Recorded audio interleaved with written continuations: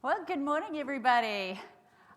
Welcome to Create Your Own Talent Pipeline, Bridging the Workforce Gap through Diversity Building. My name is Sushila Nair. I'm the VP responsible for the North America cybersecurity practice at Capgemini. Capgemini is a global organization focused on digital transformation, technology services, and consulting. And Ginger. Thank you. I'm Ginger Spitzer. I am the executive director for ISACA's Foundation. It's a nonprofit through which ISACA, the membership organization, does its philanthropic work. And so we're very focused on building workforce pipelines by building diversity. Standard disclaimer. And hopefully that's the right room, so if you're expecting something else. And let's just dive straight in, right? You know, as somebody that runs teams in order to secure our clients' environments, I feel the pain of workforce and talent shortages like nobody else. And I'm sure all of you that are in this room really found the last few years enormously challenging around finding the right people, the right talent, and the right skills. Now, clearly, you know, I don't work in HR. I am somebody that is leading a team of people in order to secure other people's environments, but I'm hugely impacted by talent shortage. And the reality goes, you know, that the workforce pipeline just can't keep up with demands. I mean, look at today. Look at virtually every presentation is on AI, right? I wonder if we asked how many people here, how many AI cybersecurity people you have. You're like, oh. So the fact that digital transformation is changing so quickly creates and enforces that pain and that talent shortage, right? And when we look at statistics like the ISACA Workforce Report, it clearly links, right, security breaches with open positions that are kept open for longer and longer times.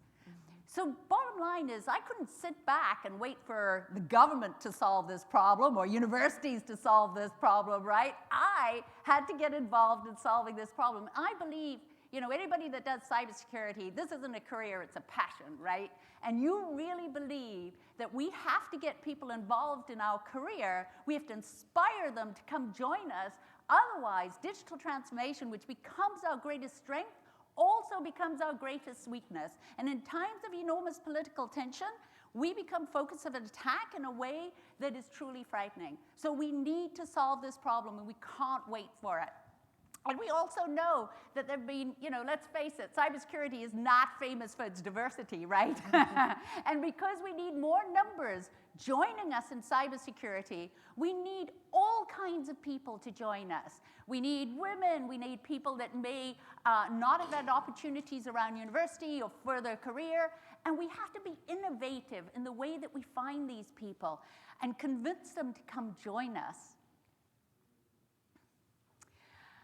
So, you know, building a workforce pipeline is critical to everybody, right? I can't rely on HR to simply solve my problem for me, and I feel the pain if that problem isn't solved. So to my mind, it's a responsibility of everyone. And there's not enough talent, as we said, to be able to sustain business success. And all of you in this room, I'm sure, are faced with challenges around how can I secure the next thing that's happening in my environment. And so certainly, you know, CEOs, HR people, they're involved, right? However, so are we. Each one of these cybersecurity professionals, each one of us play a role. And as we go through this presentation, I hope you'll see a million ways that you too can influence this talent pipeline. And so it's really important that we're able to influence these concepts because nobody understands the problem like we do, right, as people in the field. Thank you. Yeah, thanks. As Sushila said, we really want people to understand that this isn't just a hiring issue. This isn't something that you have to wait on the back end to see if there are problems or not with having enough workforce pipeline to fill your needs. So it's really this is a real example I want to give you of how this affected everybody in the company, the lack of talent in which to hire from. So it was somewhat of a domino effect. So it's a real company, but I'll call it CyberPerform. It was a smaller company, but it did have some Fortune 500 clients. It was really building itself, and it was basically built in a garage, but over time it really became successful. And business began to boom, especially as the client list grew. But the company struggled to find the talent that they needed. The competition's steep in the talent pool, and many of the candidates wanted a more established organization, and so they weren't able to keep up. And this company in particular was focused on, we want our staff, we want our employees to be a diverse set of employees. But when you're struggling just to find a body, that became less of an issue, and they were basically just trying to hire anybody. Once that happened, the current clients began to feel, the current employees began to feel the overload. Oh my God, I have to get all this stuff done with, and it's all on me. And I have these open positions and nothing can be done. So morale and retention fell. Business began to lose its productivity. When that happened, the quality declined, the quality of service. And of course, the big no-no, revenue fell short of goals. And once that happened, no more hiring. We're going to lay off people. It began to be counterintuitive to what the need was. When that happened, employees were like, "Nah, I'm out of here." So more employees quit, less talent before, revenue goes down even more. And this company ended up failing because it did not have, it wasn't forward thinking in building its pipeline for who they were going to hire. So this was a good example, although it is a small company, and you can look at this from a bigger scale. They had the opportunity for massive growth, but they didn't have this forward-thinking approach to that. What they could have tapped into, and this is really kind of the core of our presentation, is they could have tapped into ways. Some of these are applicable to a smaller company, some aren't. Some are really more for a big company.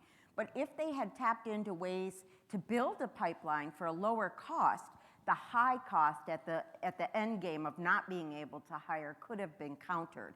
And some of the things that we're asking you to think about for your particular company, or just in theory to think about, is how can companies, any company, start supporting that pipeline early on before you need to hire? And that could be early academic support. How can you tap into schools to help really build the interest in cybersecurity? Building an internship or apprenticeship program is a huge way to begin to have a stronger choice of talent. Connections with colleges and workforce organizations, and support the untapped talent that just needs access. And oftentimes that untapped talent means those who are historically underrepresented in the cybersecurity and cyber fields. So a small investment on the front end equals a more robust pipeline on the back end. You've built your own needs. Is this you? I think so. So it's so funny. I still remember having that initial conversation with Ginger, and I'm actually at an ISACA conference, and I bump into Ginger, and I'm going, whoa, this talent pipeline problem is really getting me down. I can't find enough people to be able to actually secure my environment. And I'm not the CEO, and I'm not HR, but I got some ideas.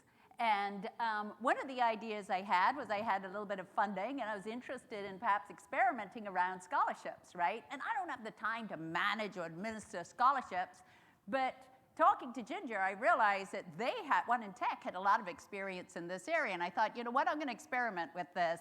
And the ISACA chapters do dollar matching, so I'm like, hey, this is looking pretty good so far, let's give this a go, right? So we actually funded some scholarships both in Romania and in India, and looked at how we could actually grow that new generation of talent and also bind those people closer to us so that we didn't have the same level of attrition as we had before. So really starting off with scholarships is something that anybody can do. And you can do it not only through your own job, but if you have not, if you're involved in security communities, whether that's ISC SCED or ISACA or some other organization, right, you can be involved in that. And certainly training programs. One of the big things that we try and do is I identify as part of, and I've written a little bit about this out there around, as I develop new services, so thinking about things like AI, right? I take a service development approach, a product management approach, and identify where the skills gaps are. And then I convince people that are in infrastructure or related areas of the business to come over and cross-train into this area because, good luck to you if you think you're going to go out to the market and hire an AI cybersecurity expert, right? So we got to be really innovative about aligning some of these talent requirements around what we understand the business strategy is. And then internships, right? Internships are absolutely key. And as it comes up, I'm going to talk to you about how we actually partnered with a client to be able to create some internship positions. Because the big problem that students have, right, is when you're going to actually hire somebody that's new in the industry, you're like, well, how long have you practiced for? I don't want to hire somebody that's never had any practical work. So we have to give people opportunities around actually, working in the field. The other area, and actually later on, I've got a session on a panel discussion, and I'm lucky enough to have Dr. Murphy here, where we actually partnered with a university around solving some problems around data lake security, which obviously is direct feed into AI, right? Huge topic. And that topic, fascinating, working with those students, each one of those students came out and got a job straight away, right? It was a win-win. I have innovation and understanding around threat models and data lakes, and students get new jobs. We improve the talent pipeline. And you know what? I'm still not HR or the CEO. It wasn't that hard to do. It was a phone call, a conversation, an understanding of what we could do, right? And then, of course, professional development. All of these things really help sort of build that talent pipeline out. I always say to the people that work for me, right, I say, every year I'm learning something new. What are you learning, right? Because that's the way that we have to advance ourselves because the threat landscape's changing so rapidly with digital transformation. And how do we then avoid that talent competition? Because we're all aiming for those 10 people that understand AI cybersecurity, right? We're never going to get anywhere. We have to do these things in order to be able to secure our organizations. So leaning into nonprofits, I've found really, really successful, right? So working, for instance, with One in Tech, with ISACA, with the Cloud Security Alliance, we're actually going to be setting up a working group around AI security with the Cloud Security Alliance. I mean, that's brilliant, right? That doesn't cost you anything. That's about a conversation, identifying a problem, and leaning in with time and effort to be able to set that up. Certainly government, academia, and I gave you the example of working with Marymount University and how successful that has been. And certainly, membership organizations. There's nothing like the cybersecurity community, which I absolutely love, right? As a community, we're one of the most powerful communities around there. And we are the people that need to and will solve the cybersecurity talent crisis. That's who has to do it. And so definitely it's about playing the long game. You can't really keep hiring unicorns. It's too hard to find them and hunt them down, right? What we need to do is we need to help create these people, right? We need to inspire them. We need to partner with academia, with the security community to do research, and truly, keep people in this industry so that we're playing that long game and ensuring that in the end we're developing our own unicorns. Great. Thanks, Sushila. I'm very visual, and I always want to kind of have, explain the model of this collaboration that we're talking about, or to me, it's a formula, right? Everybody is struggling with this far right little pool. We have a minimized talent pool, yet the majority of recruitment happens there. And there's a lot of investment there. HR and many companies are just bleeding money trying to hire people consistently, and maybe they do hire and the retention is bad. When my argument is, if you invest in some of these earlier areas, these earlier stages, suddenly you have a larger pool. You have a larger talent pool through which to hire. And what is interesting and critical to the problem is in those earlier stages of career development, that is when the majority of exclusion for diverse populations happens.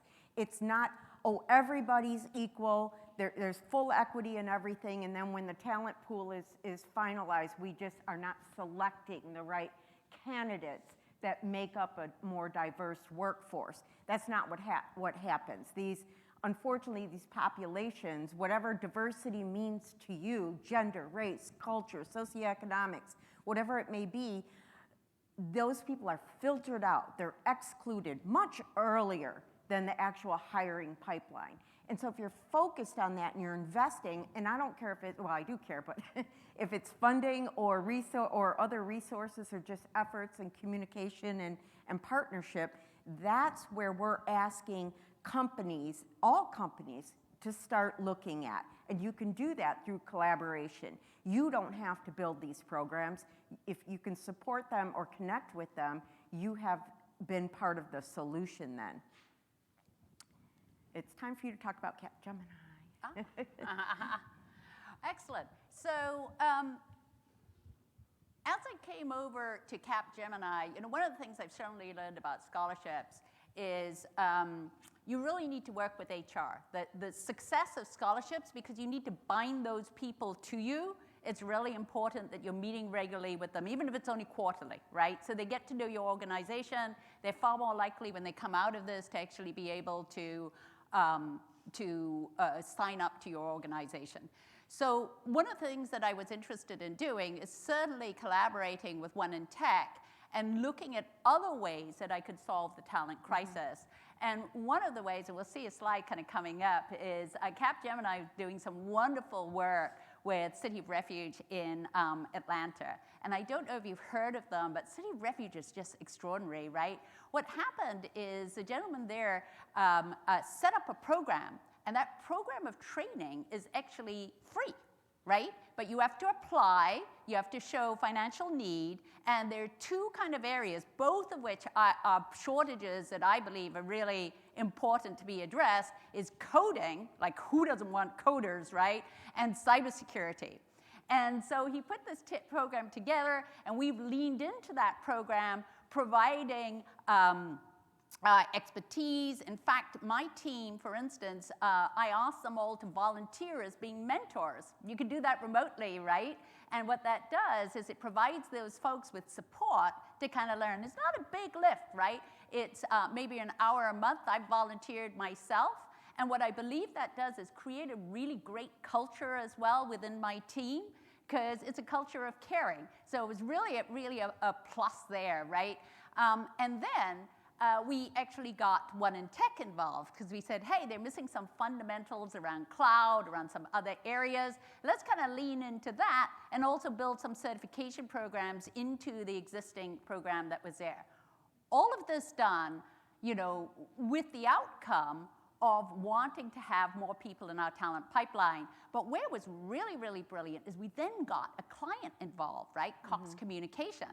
And Cox Communication, Cox Enterprise, actually, which encompasses more than just communication, got involved, and they enabled us to put some of these people on site as well. So now we don't just pick people with paper certifications, right? They're actually getting the hands-on practice to actually work in the area. And we're always looking, by the way, for more clients to work in this innovative way with, to ensure that we have a talent pipeline, right? And they had options on hiring these people as well. So now you're seeing this wonderful partnership between nonprofits, right? Between industry, and between even our clients, which is just absolutely fantastic.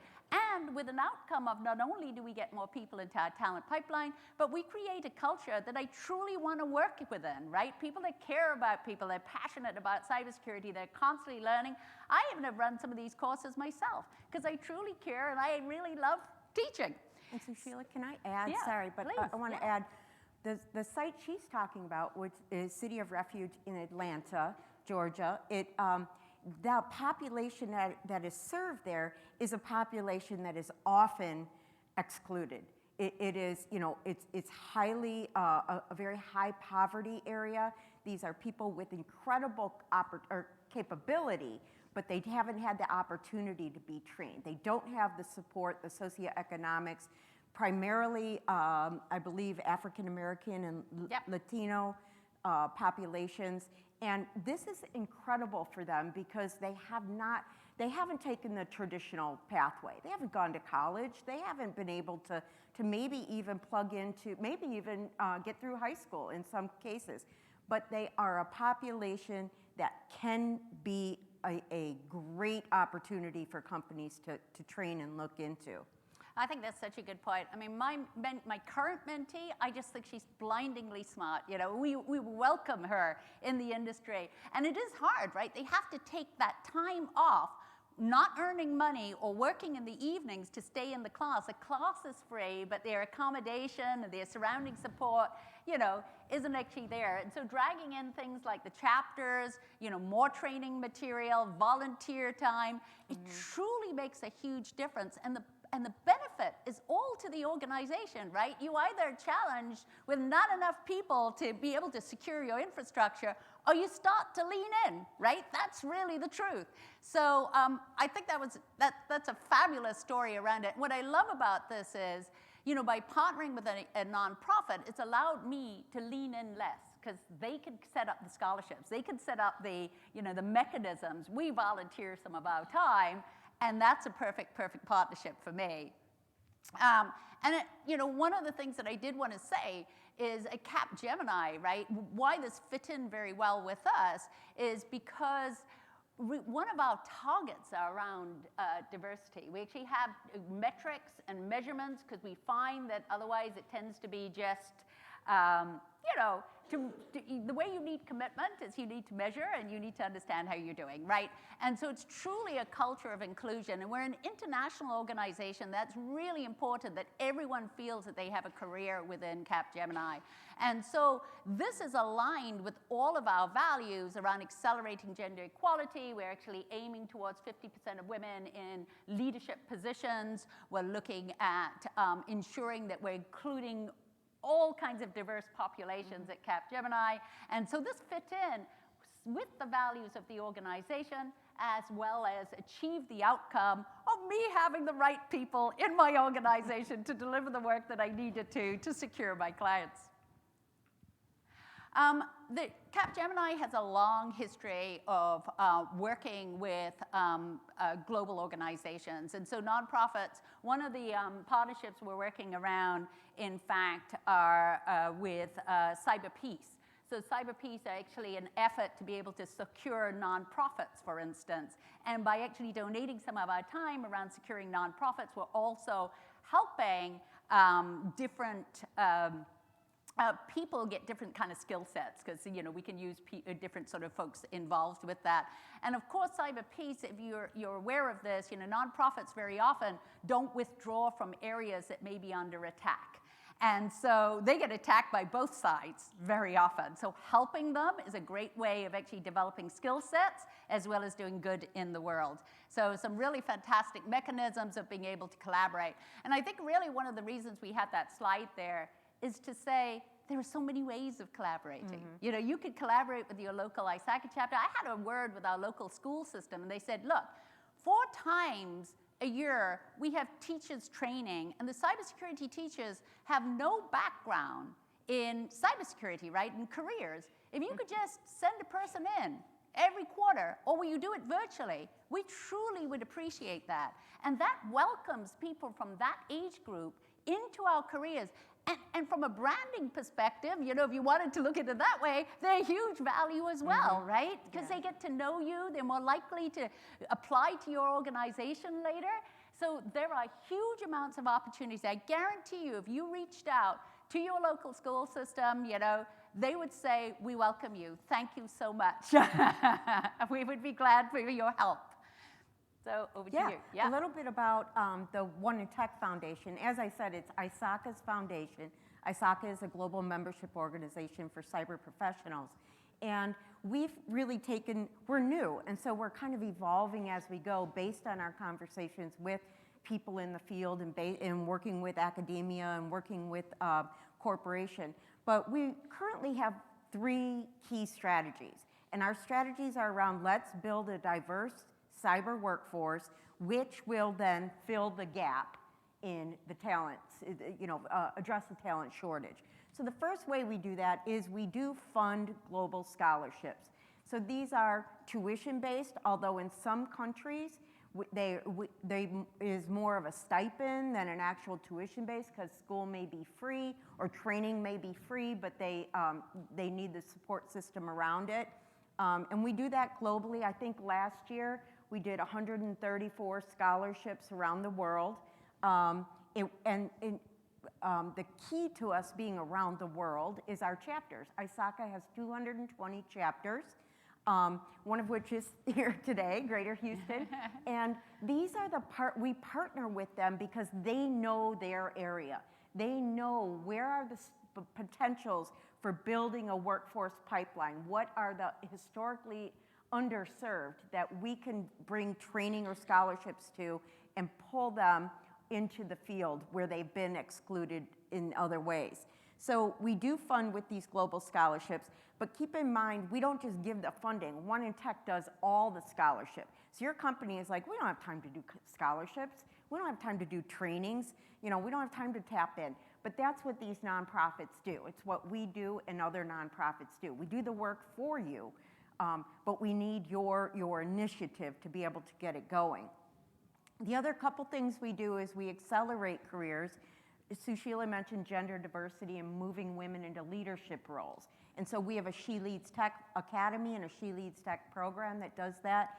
And then the last one is really kind of what we're talking about here is we connect through creating an ecosystem of partnerships. That's what we're talking about. Let's everybody take a piece of the puzzle and let's have an ecosystem of how we can build this workforce pipeline. Oh, can you? Oh, sorry. No, go ahead. You can advance for me, thanks. So this is really it's a very simplification of our model, but we are simple.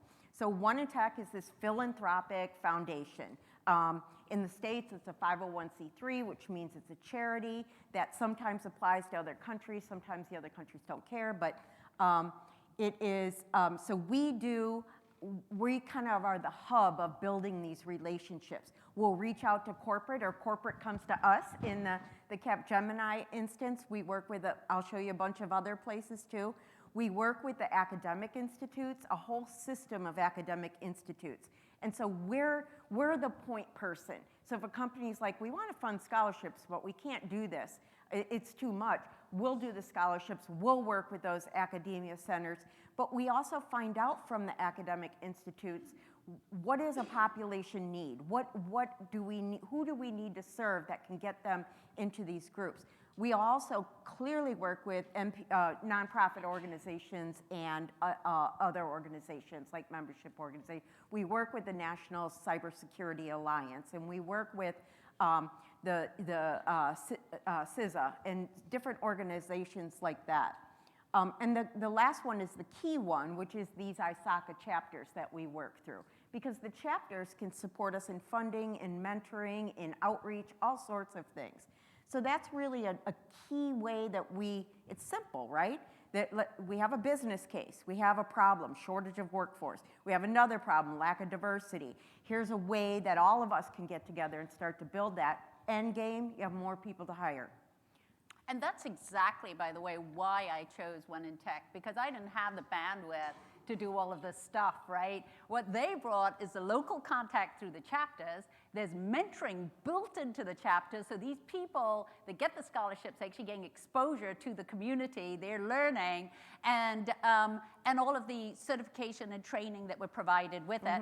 And for me, it was a very small lift. I had to find some funding, right? And I could start in lower cost areas because I was a global organization and experiment and look at outcomes. And in fact, that's one of the things we've talked about is coming back here and actually following some of those people in after 3 years and sharing with you some of the outcomes, how to make it more successful. As I said, some of the scholarships, what I learned was it's really important to have repeat contact. Otherwise, the student becomes disconnected from where the scholarship came from, right? So ensuring at least quarterly or twice a year you're meeting with the students just to say, hey, this is what we do for a living. We got a SOC, we do these things, and apprenticeships, all of that, so that they get the hands-on. But yeah, This was very attractive to me, is the global chapters, one in tech in the middle, and a smaller lift for me. Go ahead. And these are some of the organizations that we're working with. Since I made this slide, there's like 6 more. Because it's almost like a snowball. People realize that here's a model that allows them to work. But in one of the cases I want to kind of give a little input in is the Caterpillar Foundation, which is a very large philanthropic organization part of in the States that's out of the corporation Caterpillar. They know that many of their sites are in high poverty areas around the states. And so they want to invest in those areas, knowing that those people may later become their own workforce. And so they're literally saying, let me build up our own workforce. So they put money in. ISACA and One in Tech together. I mean, we are ISACA, but both of our entities come together and really are providing training for these people, for these particular sites. And then they're getting connected with not only Caterpillar, but some of the other corporations in the community for internships and for apprenticeships, and then for final hiring. And they may go to CAT, they may not, but the point is that CAT invested in these areas. They have service in those areas. They have a headquarters in there, and so this is a way to get their own. Same with, now MassMutual is a little bit of a different model, where MassMutual stepped up and said, look, we want to do scholarships in our headquarter area, which is Boston. And so they brought us a couple different universities and community colleges and said, we want these scholarships and training and the whole career bundle that we give those students in these schools. Hand it over to us. One in Tech, you guys go ahead and do this. And we may, these are some of the other, both academics and nonprofits that we work with. National Cybersecurity Alliance is a big one that we're working with. Go ahead. Yeah, and I think certainly, as I look through this list and the lessons that I've learned over time, at NTD Data, we did a great job at doing scholarships and leveraging dollar matching, and there was some success there. I think at Capgemini, we've done an even better job where what we've done is we have enabled learning, but we've also ensured that we're doing the mentoring, right? So that we actually have contact with each of those students, that we're getting to know them, that we have a client connected as well, so that they're actually getting hands-on, that they're understanding whether this is a career choice for them. And so I see enormous amounts of progress as we're making our way through. And, I've partnered as well. When universities, and I talk to universities, I brought in the Cloud Security Alliance because they've got some great training material. I brought ISACA in because they've got some great training material, right? Making those connections have had tremendously good outcomes. And the last thing I'll say is, certainly around academia, just that partnership that we have with Marymount University. Here we are presenting at RSA this year around data lake security because of that collaboration and that work that we did, right? That is incredible and amazing what you can achieve, right, with something like that, with a relationship with your local university. And one of the things that I really loved is Dr. Murphy actually folded in faculty time, because I said to her, I can't manage all of these students myself, like I'll go crazy. And so she folded in faculty time, she made it easier, we iterated again on how to work better and better, and they're providing us with some wonderful innovation and global recognition around the work that we're doing around data security. And these are some of our scholar recipients. Chloe, who's part of my team, just told me today that one of our scholars from last cycle of scholarships is presenting at RSA, which is Whoa, amazing. Yeah, that's I didn't know it, I brilliant. just found out. So, you know, we'd like to start showcasing these people. And that was, you know, just through all the support that she received. But these are kind of, you know, this is why I'm doing what I'm doing, is because we're pulling people in who don't get pulled in. And yeah, the outcome is a great business argument too, right? Hey, look, you're gonna get more people to hire. But it's also that, wow, we're changing these people's lives. And maybe we're doing it through scholarships and through training. Other people are doing it through other things. But it's a way to change a life that also has a win. It's a win-win for business as well. Go ahead. You can, yeah. Yeah, and here's some more. You know, I really like this one on the right. He's from Kenya. But he's the first generation to go to college. And that's a big element that a lot of the students who are in university or community college right now are first gen to go. And they don't have the support system, they don't know. And so once they get through college, if they can, and the retention in college is terrible because of their lack of support system or knowledge about what it takes. And so this is like a great way to show we're supporting this young man, and he's got a mentor now, he's in the Kenya chapter now, and he's in the community. And we're looking forward to following him and seeing where does he end up. I think also it's kind of worth bearing in mind, like what I often say to folks that work for me, like, go out and join an ISACA chapter. Why? Because you can hire for technical skills. Everyone in this room knows it's super hard to develop soft skills, right? Leadership capability to collaborate, you know, to have difference of opinion in a frictionless fashion, right?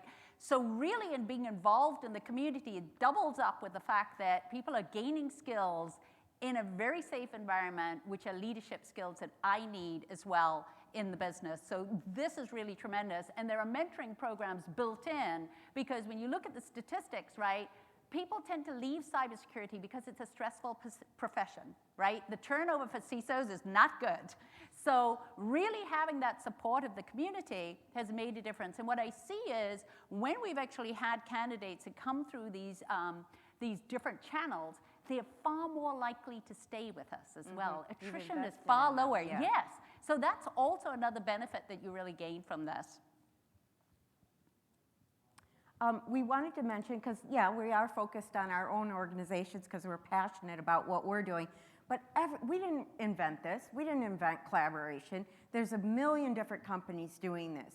And so to find a model that works for you, you can look at how some of these other companies are doing it. You know, together, Abbott, Microsoft, and Raytheon got together and said, hey, let's support these academic institutes. I'm not sure why they selected those, but they're doing it with a HBCU cybersecurity industry collaboration initiative pilot. I would not have named it that, but that's okay. And you know, so that's one way. The partnership offers multiple programs to create a strong workforce of students. And they are also focused, obviously, historically black colleges and universities really shows you that the population that they're pulling from. You can go ahead. Here are some other ones that work. And the one on the far right, Women in Cybersecurity, huge nonprofit organization and alliance organization, do incredible work. I think that they're involved in pretty much everything that you're going to see. Why? Because they're good at it. They're really good at it. And so, you know, the Fortinet works with these different organizations and drives, you know, a skilled, inclusive, diverse cybersecurity workforce through programs, through scholarships. They do all sorts of different things. Go ahead. And again, here's some more. Like I said, women in cybersecurity is everywhere, but the other one I want to mention is Cyversity. I just kind of got connected with them through another ISACA chapter yesterday, and they're doing some really great stuff too. You can always, you know, partner, you can reach out to them. They are, you know, in pretty much every city. They're very organized. We also work with CISA, who's working with the women in cybersecurity as well. So these are different ways. clearly am not going to go into how each of these models work, but it's a kind of gives you a glimpse of, hey, other people are doing this too. They're not, our presenters aren't telling us something that doesn't exist, but it is a way for you to go, hey, we could plug into some other nonprofits and some schools too to see what we can support. So this kind of summarizes, you saw this before, but it's kind of the after effects. Start investing in these other areas, in university and college students, workforce training programs, internships, apprenticeships, whether it's funding, whether it's people, whether it's just the connection or the collaboration. And, the end game, of course, is a maximized talent pool. I like to think of it. As it's a mathematical issue, right? You have a workforce shortage. You don't have enough diversity in the cyber workforce. You fix the lack of diversity. You've built your shortage. You've built your workforce, and the shortage gets smaller. I'm sorry, go ahead, hon. Yeah, no, I was just going to say that, when I started on this journey, I thought it was far more complex than it would be. I'm like, hey, if I approach a university, and it's incredible what you can do with a conversation, with an email to your local school system, right? With a conversation if you're in the community, through a chapter to say, hey, are we actually doing dollar matching today? Our chapter actually offers apprenticeships, so that people can come in and do some of the work that we need doing around IT. So lots and lots of ways that enable you to establish those relationships and just lean in. And I truly believe this is all of our problem, and we must all solve it together. We really just went over this, but I'm trying to summarize in my own head and articulate it, how each person can affect this, how each person can create impact. Even if you're not a CEO and you're not in the HR, you can, whether you're C-suite, HR, DEI specialists, managers, or you're not directly involved in decision making, you can do some of this work. Do you want to jump to the other one? Yeah, volunteer at a school, as we mentioned, teach teachers, all of this are highly possible. Yeah, and if you're, for everyone here, there's something you can do, and you can communicate with your HR team. Hey, do we collaborate with anybody? Have you ever thought of that? Introduce diversity building to others as a way to build. Just have the conversation. Communicate from the bottom up. Everybody, start talking about, shoot, we don't have enough people. Have you ever thought of doing this, this, this? And this is a big one. Start conversations on social media and blogs about how workforce shortages impact all levels of business, that it's not just an HR or a CEO problem, and that there are ways that other people could do that. And I think I took your slide, so you go ahead for the last two. You can have my slide, I don't mind. And so certainly, what we wanted to do was give people sort of a plan of action, right? And understanding what your current and workforce team skills need in your environment. I'm sure at the end of RSA, you've ticked the box that said, hey, we better all be data security experts and AI security experts, right? So you kind of know what holes you have in there. And then work out what your skill pipeline are. Are there people within your organization that you can cross-train? Are there people that you can introduce into your organization? Which universities have really good data programs or AI programs that you want to partner with, right? And then look at certainly different working groups that are out there in ISACA and ISC Squared and CSA that you can join up and get your current workers looking at AI, looking at data, understanding what they need to do to secure your environment. And then research partners for collaborative efforts, right? I was lucky enough to bump into Ginger, and it's been a very successful collaboration. Work out, look at some of those case studies, work out folks that you'd really like to work with. It's truly fun and really rewarding, and as I say, it creates great cultures within your organization. And then 1 to 3 year goals, right? To scale up, you really do need HR involved at some point, right? So when you've shown success, try and get them involved and excited about this, and build that diversity building workforce inclusion program with metrics, with measurements, and looking at outcomes in terms of business success. So you can show that you're doing this because it's the right thing for the business. Anything you want to add there, Ginger? No, I think we have a good impact. Go ahead. Yeah. The next one's a video. Yeah. We want to show you this very short video, and this is from One in Tech's Scholarship holders. scholarships. Yeah. Yeah. So these are I real think we have to people do this that by won the hand. scholarships that they're talking here. Yeah. Here we go.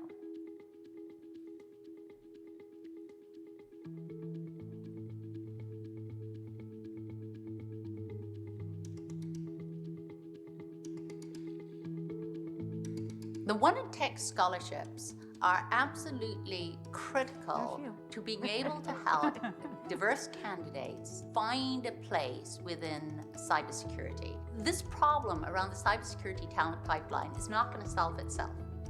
Businesses, corporations have to lean in. I think we need to really act as role models in Germany and represent the diversity, equity, and inclusion modeling for our future members, for younger people, by providing scholarship, networking opportunities, and just bring people together to grow and foster the topic further. At the moment, we've been chosen, Kenya chapter has been chosen among the 8 chapters to be able to pilot the One in Tech scholarship programs, and being there and being able to provide opportunities for upskilling people from diverse backgrounds, from less privileged or underrepresented communities gives me a lot of joy. I think One in Tech is an awesome community. It's an awesome foundation that is built by ISACA. They give people like me opportunities to focus and be a student of technology. This scholarship is definitely gonna push me to keep going further and always keep challenging myself. So the One in Tech scholarship is for undergraduate students. I am a computer information system major and I minor in cybersecurity, and this was the role for me. My professor came to me in class like, I think you should apply for this One in Tech scholarship. And I was like, you think I am deserving of this? They were like, definitely, you're the perfect person for it. And I think you'll do great. So I did it and I got it and I'm here. I was actually stressing out because I didn't think I was going to be able to pay for my last 2 semesters before I graduated. And I think the week after I found out that I wasn't going to have enough money, I was driving and I was going through a drive-thru. I just checked my phone. They're like, congratulations, you won. I just started crying. I called my husband, I called my mom. I was so happy. I still couldn't believe it. I think I checked the email like 3 days in a row to make sure that I wasn't dreaming. And now I'm just so happy. Again, I'm a woman, I'm Latina, I'm ready for the challenge. This should be the way that we show organizations how we should lean in to be able to create a more diverse, equitable, and inclusive work environment by creating as well a cybersecurity talent pipeline. So I can thank One in Tech enough for the work that they have done around this to step forward and say, this isn't going to be solved by magic, guys. Let's work on this together through scholarships, through chapters, and provide this next generation of cybersecurity people that we're so desperately short of a way of being able to enter the workforce and power and secure the businesses that we have today.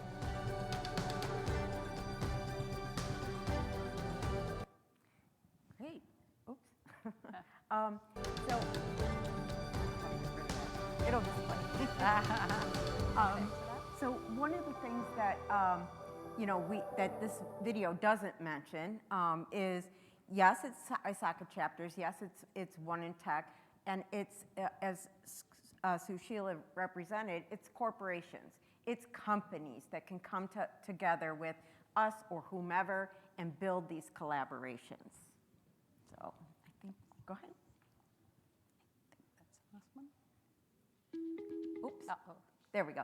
So this is just a list. I know you can't click on it, but these are some of our resources. And again, I thought we could share the deck. I'm not sure if we can, but these are some great ways. This is where we get a lot of our information showing that there is this shortage and there is this need for diversity. Right, and I guess that's really the end. And I couldn't thank you all enough for attending our session. I hope you got value from it. Thank you so much. I hope you had a great RSA. Yeah, thank you all. Have a good one.